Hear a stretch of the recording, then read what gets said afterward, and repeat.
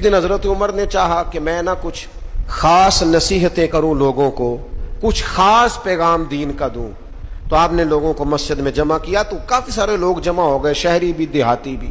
حضرت فاروق اعظم رضی اللہ تعالیٰ عنہ نے کتاب و سنت کے پیغام کو بڑا چن کے، بڑا تلاش کر کے اور بڑی ذوق سے، بڑی وارفتگی کے ساتھ، بڑے خاص لہجے میں ان لوگوں تک پہنچایا۔ جناب عمر نے بڑے درد سے باتیں کی اور لوگوں نے سنی، گفتگو ختم ہو گئی، لوگ اپنے اپنے گھروں کو چلے گئے۔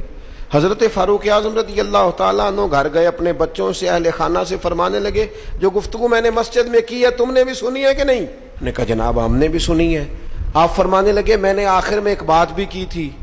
کہا جی ہاں آپ نے آخر میں کہا تھا جس نے میری بات پر عمل نہ کیا میں سزا بھی دوں گا، کوڑا بھی اٹھے گا، حد بھی جاری ہوگی، اگر جو حدود اللہ میں نے بیان کی ہیں اگر کسی بندے نے ان کو کراس کیا تو سزا بھی۔ کہا جناب بالکل ہم نے سنا ہے، آپ نے فرمایا ہے کہ جو نہ مانے گا اسے سزا بھی ہوگی۔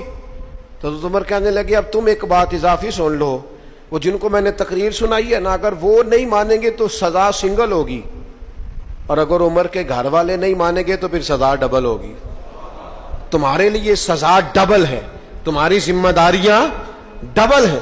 اگر کسی کا دینی تعارف ہے، اگر کوئی بڑے خاندان سے ہے، اگر کوئی اپنا تعارف کسی اونچے قبیلے سے رکھتا ہے، اگر کسی کی نسبت کسی بڑی شخصیت کے ساتھ، تو اس کی تو سزا ڈبل بتا رہے ہیں جناب عمر۔ وہ فرماتے ہیں بھی سزا ڈبل ہے، اگر تیرا عہدہ اونچا، میں پیر صاحب کا بڑا قریبی ہوں، تو تیرے اخلاق بتانے چاہیے تو کتنا قریبی ہے، تیرے اوپر اس کا اثر ہو پتہ چل جائے گا تو کتنا قریبی ہے۔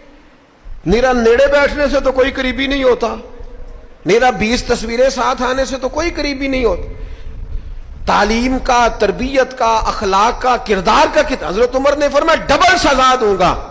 آج ہماری ساری نصیحتیں غیروں کے لیے، ہمارے سارے پیغامات اوروں کے لیے، اور جب ہمارے اپنے گھر کی باری آتی ہے، جب اپنے گھر میں نفاذ دین کی باری آتی ہے تو بہت سارے لوگ جو ہیں وہ کمزور نظر آتے ہیں۔